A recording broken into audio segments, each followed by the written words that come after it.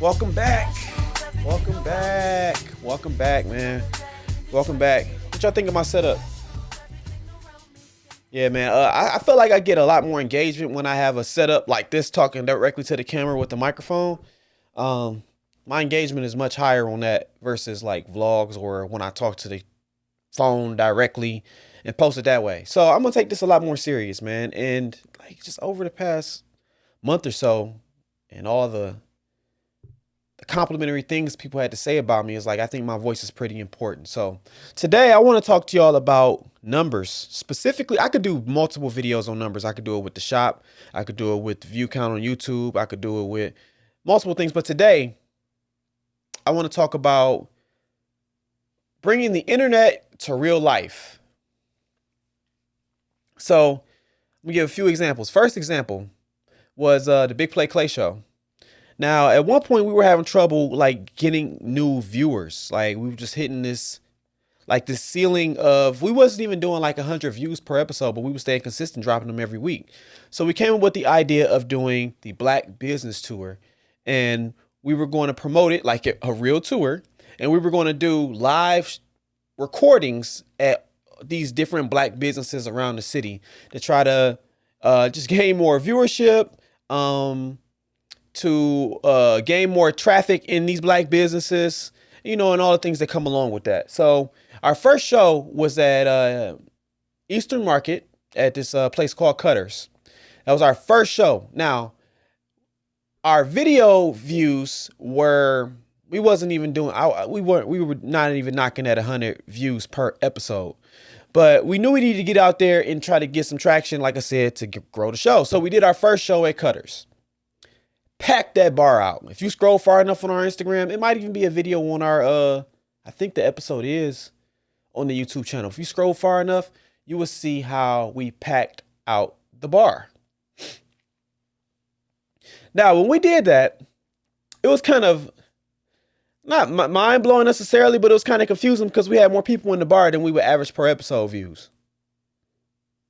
So we like, all right, let's take this to other places, right? So that was a great start. That was such a great night. I need to go back and look at that footage, bro. I'm sure that'll motivate me. So yeah, so we did that, and for a few other places, we went to barbershops, hair salons. It was one episode that I wasn't there for, but they filmed. I'm not even sure exactly where that was at. So eventually, we swung the momentum into our first paid show. Yeah, and I told you we wasn't hitting 100 views per episode. What did we do? That first paid show, we sold over 100 tickets. We sold over 100 tickets our first paid show. So between Cutters and people saw that, how that, was looking and feeling. And then with the other stops that we made at the barbershops and things like that. And the first live show was at a clothing store in Hamtramck. It was barely enough to fit 100 people in there, but we got 100 people in there. I'm putting some pictures up on the screen. So when we did that, we wanted to provide an experience. So we knew we needed to create something that people would look forward to coming to. So when they saw the Cutters footage, they saw the other live recording footage that we did. It's like, all right, we can't miss the first paid live show because this is going to be something.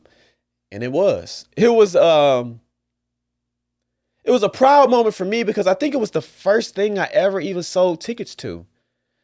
It was. It was the first thing I ever sold tickets to. So that was such a proud moment. And with these live shows, we did a couple live shows and we took the momentum from the first paid show, did a couple more free events and documented it all the way. So, I got footage of everything. And then we did a couple more paid shows. Great turnout.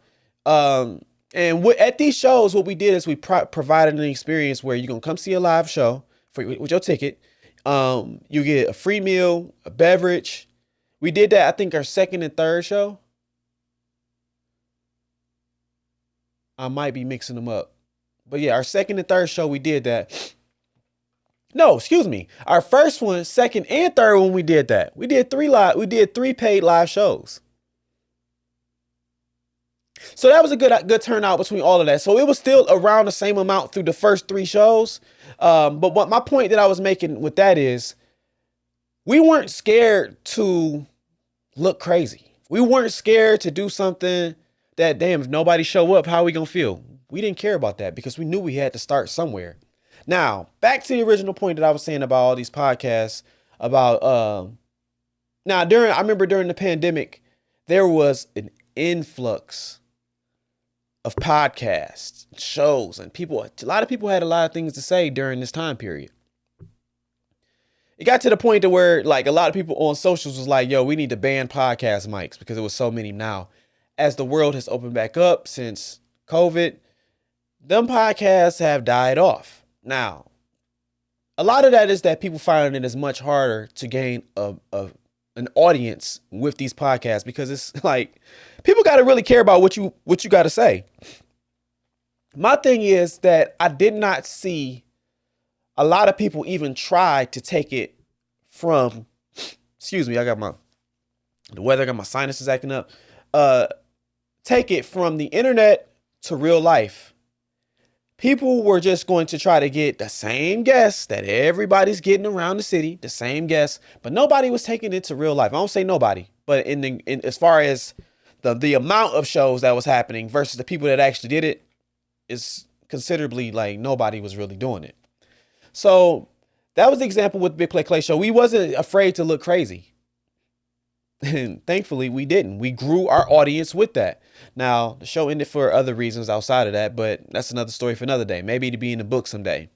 Another example I have is with the Ask Jen show. Now out the gate, we was already hitting hundreds of views like from episode 1. So eventually, I'm going to say about 10 episodes in, as I'm looking at Jen like, yo, we're going to do a live show. We're going to do a live show. It's time to do a live show. And she was apprehensive just because she was nervous and she didn't know what to expect and how to carry it and all that. And over a little more time, I'm like, no, Jen, we're doing a live show and let's set a date. Set a date. And you fast forward that time period, what happened? We sold that show out. I think we did like maybe 75 tickets. We could have did more because the tickets sold out relatively fast. I want to say it was over like maybe like a 2-day period. I could be wrong, but I feel like over like a 2-day period, maybe even less, we sold out of that show. So we did it at the D-Loft in Hamtramck. I believe it, like I said, it was only maybe 75 tickets that we sold, maybe a little bit more, the standing room only type of deal. So we took that footage, got a photographer. We did the whole thing as if this is a real live concert. So we took them 75 and we like, yo, we could do more next time. What we do? We did start dropping more episodes consistently on top of promoting that footage from that live show, making it something that making it an event to where people feel like, oh, we can't miss the next one. Next one was at L Club a handful of months later. We sold even more tickets to the show and the after party. Now, when we did those shows with the Jen shows, I was so eager. Like the first show to the second show, I was so eager because I remember the momentum of, doing the Black Business Tour with Clay and them. And I'm like, oh, we got more views with Jen show. So I was just so eager to see what a live show would feel like with the type of numbers that we had in the beginning. And it was just as well. It went just as well. Now, if you have a show, say y'all got 50 to 100 views consistently. Go on peerspace.com. Get you a small, intimate venue. Put together a live recording. If you got a consistent number of 100 people, I say expect maybe 15 to 20 of them to show up. If that. Expect 15 to 20 of them to show up. Now, the people that show up, that's your base. That's your base. That's your performance audience. This is practice. Now, if you are taking yourself seriously and you see yourself on big stages and all that, you got to start somewhere. You got to start on a training ground. And that can be in front of your 10, 15 to 20 live audience members. Work your way up. Eventually you get 100. Eventually 150. Eventually hundreds. Now, if you feel like you have a hard time, can't even do those type of numbers, collaborate with another podcast that seems like they serious about their craft as well. You could pull 20, they pull 20, We rounded off and say you got 50. Now you have a crowd of 50 people. I remember seeing this post online. I'm not sure if it was a meme or a video. I'm gonna find it. I'm gonna see if I can throw it in there, where it said, and it showed like the amount of people. Like, yo, this is 50 viewers. This is 100 viewers. Then it went all the way up to 10,000 viewers. Now I feel like the count might be off a little bit on those on those memes, but the point still stands that 50 people is a lot of people. When we had 75 people in that packed room in the D-Loft for Jen's show, that felt like we was on Broadway. When we did that free show at Cutter's with the Big Play Clay show, we packed out the bar, which drew more revenue for the bar that day. We was there on a slow night or a slower evening or whatever. I feel like I forgot why we chose that day. I think it was one of the nights where it wasn't a lot of traffic, like the regulars wasn't gonna be there, so we took it over, and it drew a lot of traffic. We could have made a residency there, to be honest. We should have. In retrospect, we should have did that by like once a month or something like that. But it did what it was supposed to for the Black Business Tour. They definitely made money off of that night. Now, you fast forward all the way to L Club, what we did with Jen, and we did, like I said, I want to say 150. I hate I didn't get the numbers exactly, but we didn't have, with the second Jen show, we didn't have access to the numbers to see how many we actually sold, because at L Club they use like a secondhand third party application, and we didn't have access to the numbers. So I don't remember the exact amount that we sold. I probably still got it based on the amount of money that we made off of the show. But I don't remember everything off the top. But I'm gonna say about 150, and then we sold some tickets to the after party. So we did really good numbers on those shows. Now, again, back to this. I said, get a small venue, collaborate with your peers. Y'all don't even have to be on at the same time. 30 minutes for them, 30 minutes for you, and y'all audiences are in the room together and to enjoy the show. That's a start. That's a start. You take that, you get somebody to document that show, that live recording, whether it's just some photography or just some video stuff, whatever you can get your hands on. So if you got people in the crowd just recording with their phones, whatever you can get your hands on, take all that footage. Everybody seems to know how to edit on their phone now, based through TikTok and Instagram and all that, CapCut and all that. So chop that up, put it together, and promote it. Yo, this is what happened on our first show. Promote that. Then you swing some more episodes consistently on top of that. After that, then start promoting the next show and make it feel like that your viewers are going to miss out. So you also provide an experience where, like with our shows, we had vendors at our shows selling food. At the Clay shows, we had people selling edibles, candles, clothes, drinks. We had everything going on, so it didn't feel like, yeah, they just came in and it's BYOB, and it wasn't organized. All my stuff been organized. And also, we ain't had no security issues as well. No security issues. None. This is the training ground. You know, those smaller, intimate live recordings or live shows. Also, yeah. Oh, wait, let me finish that thought first. Those recordings, those live shows are the training ground. You are not going to be able, I said this a little bit already, but you're not going to be able to manage.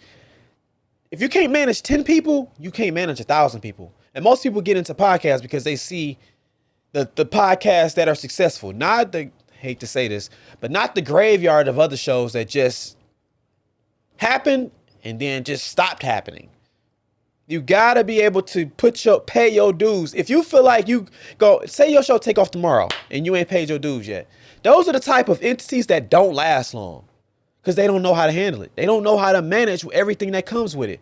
So if you believe in yourself and you got the flow and the momentum of the show going, you know one day you're going to hit them 10,000 people selling some tickets. You're going to hit them 10,000, but you got to start from somewhere. I relate all this back to music. That's the same thing as an open mic.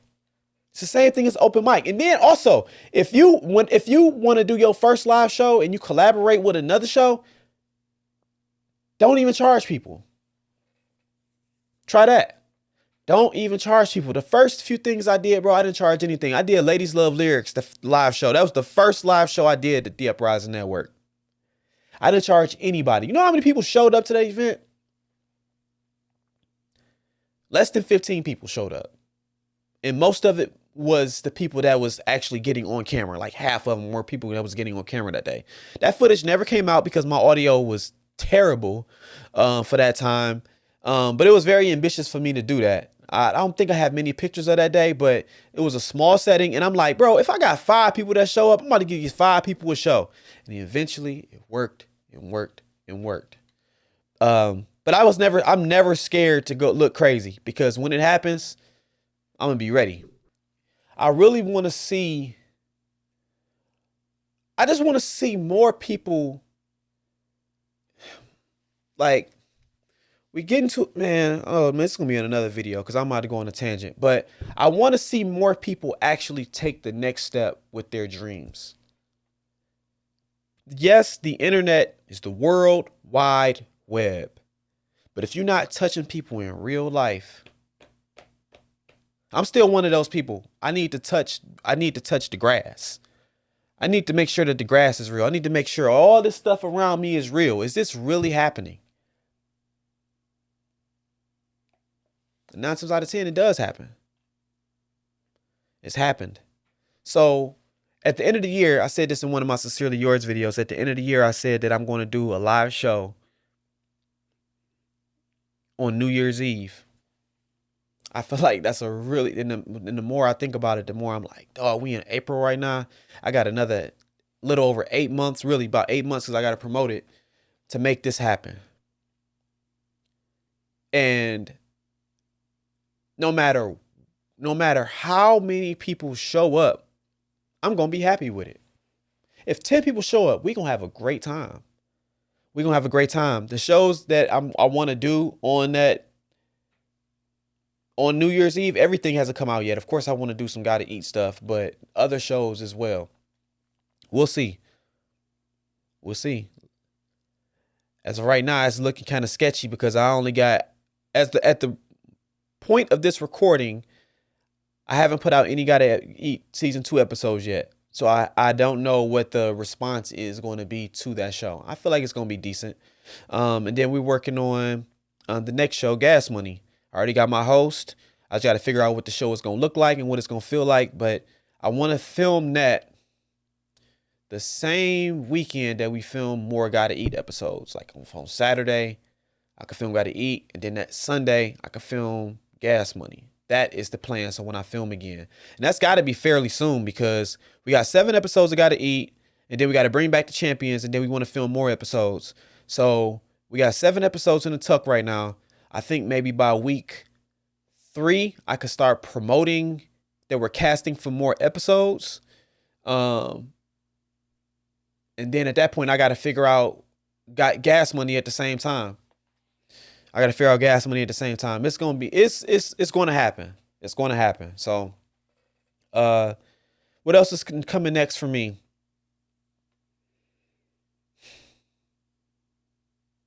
I feel like, first things first, we got more XGN episodes coming. I got 3 episodes in the tuck right now that I got to get out. And then we got a guest coming later this month. So yeah, I'm kind of behind on that, but I had to get the foundation for Gotta Eat together because the foundation of the show is how the show is going to look moving forward. So I needed to get that right before I move on to other things. So health wise, I've been doing so much better. So much better. I've been getting more sleep. I've been eating better, making health conscious decisions. I don't really drink. I've never really been a huge drinker anyway, but I don't really drink. I cut back on some other activities. But I'm doing well though. I'm doing well. Some more stuff is gonna come through the shop. I am taking It Happened in Detroit a lot more serious as well. I'm working on a set for that. Like I changed this all up. I'm working on a set for Gotta Eat is not, excuse me. Wow, dang. It Happened in Detroit as well. So Once that come together, then we'll do more episodes. I got some more heavier episodes too. Some more like long form episodes. And then I also want to interview people that actually made history here in the city. I got a few people in mind already. Yeah, so that's going to be happening. I got a lot on my plate. But I am a machine and I'm going to take my time getting it done. What else I got to dump off? Man, my son's soccer league started. This is going to start this upcoming week. So that's going to be fun. I promise not to act a fool this season. Yeah.